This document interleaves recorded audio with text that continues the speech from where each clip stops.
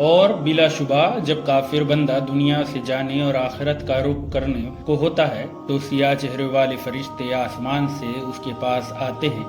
جس کے ساتھ ٹاٹ ہوتے ہیں اور اس کے پاس اتنی دور تک بیٹھ جاتے ہیں جہاں تک اس کی نظر پہنچتی ہے۔ پھر ملک الموت تشریف لاتے ہیں، یہاں تک کہ اس کے سر کے پاس بیٹھ جاتے ہیں، پھر کہتے ہیں کہ اے خبیث جان، اللہ کی ناراضگی کی طرف نکل۔ ملک الموت کا یہ حکم سن کر روح اس کے جسم سے ادھر ادھر بھاگتی پھرتی ہے، اس لیے ملک الموت اس کی روح کو جسم سے اس طرح نکالتے ہیں جیسے بوٹیا بھوننے کی سیخ بھنے ہوئے اون سے صاف کی جاتی ہیں، یعنی کافر کی روح کو جسم سے زبردستی اس طرح نکالتے ہیں جیسے بھیگا ہوا اون کانٹے دار سیخ پر لپٹا ہوا ہو اور زور سے کھینچا جائے۔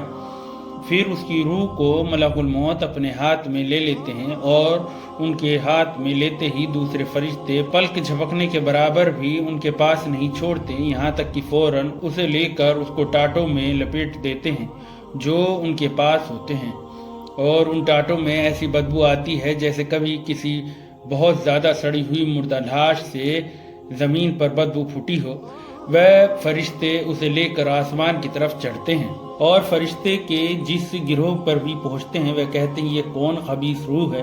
وہ اس کا برے سے برا وہ نام لے کر کہتے ہیں جس سے وہ دنیا میں بلایا جاتا تھا کہ فلاں کا بیٹا فلاں ہے، یہاں تک کہ وہ اسے لے کر پہلے آسمان تک پہنچتے ہیں اور دروازہ کھلوانا چاہتے ہیں مگر اس کے لیے دروازہ نہیں کھولا جاتا، جیسا اللہ جلال شانہ نے فرمایا ان کے لیے آسمان کے دروازے نہ کھولے جائیں گے اور نہ وہ کبھی جنت میں داخل ہوں گے جب تک اونٹ سوئی کے ناکے میں نہ نکل جائے، اور اونٹ سوئی کے ناکے میں جا نہیں سکتا اس لیے وہ کبھی جنت میں نہیں جا سکتے۔ پھر اللہ تعالیٰ فرماتے ہیں کہ ان کو سجین کی کتاب برے اعمال نامے کے دفتر میں لکھ دو جو اس سے نیچے زمین میں ہے، چنانچہ اس کی روح وہاں سے پھینک دی جاتی ہے۔ پھر حضور صلی اللہ علیہ وسلم نے یہ آیت پڑھی، اور جو آدمی اللہ کے ساتھ شرک کرتا ہے گویا وہ آسمان سے گر پڑا، پھر چڑیوں نے اس کی بوٹیاں نوچ لی یا ہوا نے اس کو بہت دور کی جگہ میں لے جا کر پھینک دیا۔ پھر اس کی روح کو اس کے جسم میں لوٹا دی جاتی ہے اور اس کے پاس دو فرشتے آتے ہیں اور اسے بٹھا کر پوچھتے ہیں کہ تیرا رب کون ہے؟ وہ کہتا ہے کہ ہائے ہائے مجھے پتہ نہیں۔ پھر اس سے پوچھتے ہیں کہ تیرا دین کیا ہے؟ وہ کہتا ہے ہائے ہائے مجھے پتہ نہیں۔ پھر اس سے پوچھتے ہیں کہ یہ آدمی کون ہے جو تمہارے اندر بھیجے گئے؟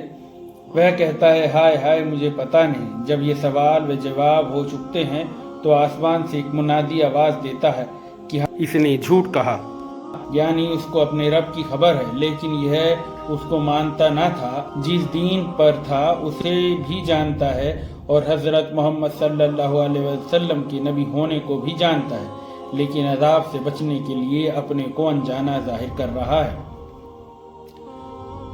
اس کے نیچے آگ بچھا دو اور اس کے لیے دوزخ کا دروازہ کھول دو، چنانچہ دوزخ کا دروازہ کھول دیا جاتا ہے اور دوزخ کی گرمی اور گرم لو آتی رہتی ہے اور قبر اس پر تنگ کر دی جاتی ہے، یہاں تک کہ اس کی پسلیاں بھیج کر آپس میں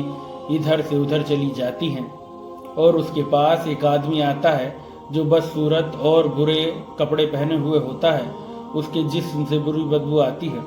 وہ آدمی اس سے کہتا ہے کہ مصیبت کی خبر سن لے، یہ وہ دن ہے جس کا تجھ سے وعدہ کیا جاتا تھا۔ وہ کہتا ہے تو کون ہے؟ سچ میں تیری شکل ایسی ہے کہ تو بری خبر سنائے۔ وہ کہتا ہے میں تیرا برا عمل ہوں۔ یہ سن کر وہ اس ڈر سے کہ قیامت میں یہاں سے زیادہ عذاب میں گرفتار ہوگا یوں کہتا ہے کہ اے رب قیامت قائم نہ کر۔ یہ روایت میں ہے کہ جب مومن کی روح نکلتی ہے تو آسمان اور زمین کے بیچ کا ہر فرشتہ اور وہ ہر فرشتے جو آسمان میں ہیں سب کے سب اس پر رحمت بھیجتے ہیں اور اس کے لیے آسمان کے دروازے کھول دیے جاتے ہیں، اور ہر دروازے والے اللہ سے دعا کرتے ہیں کہ اس کی روح کو ہماری طرف لے کر چڑھایا جائے، اور کافر کے بارے میں فرمایا کہ اس کی جان رگوں سمیت نکالی جاتی ہے، اور آسمان و زمین کے بیچ کا ہر فرشتہ اور وہ سب فرشتے جو آسمان میں ہیں سب کے سب اس پر لعنت بھیجتے ہیں، اور اس کے لیے آسمان کے دروازے بند کر دیے جاتے ہیں، اور ہر دروازے والے اللہ سے دعا کرتے ہیں کہ اس کی روح کو ہماری طرف سے لے کر نہ چڑھایا جائے۔ اللہ ہمیں ہمارے اعمال سدھارنے کی ہدایت دے اور ہم سب کی مغفرت فرمائے، آمین۔